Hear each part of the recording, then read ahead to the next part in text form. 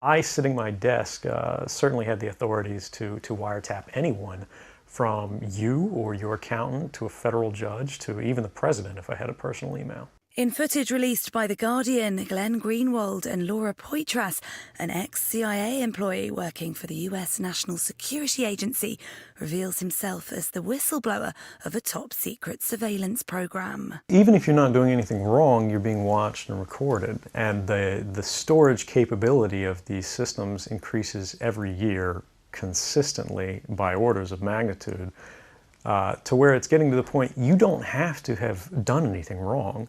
You simply have to eventually fall under suspicion from somebody, even by a wrong call, and then they can use the system to go back in time and scrutinize every decision you've ever made, every friend you've ever discussed something with, and attack you on that basis to sort of derive suspicion from an innocent life and paint anyone in the context of a wrongdoer. Holed up in a Hong Kong hotel room, Edward Snowden described the program, codenamed PRISM, which he says spied on every American. If you realize that that's the world that you helped create, and it's going to get worse with the next generation and the next generation who extend the capabilities of this sort of architecture of oppression, you realize that you might be willing to accept any risk. And it doesn't matter what the outcome is, so long as the public gets to make their own decisions about how that's applied. And Snowden says that while it wasn't his intention to harm the US, he realises he'll now be exposed to the wrath of the authorities. Yeah, I could be, rendered by the CIA. I could have people come after me, or any of their third-party partners. They work closely with a number of other nations.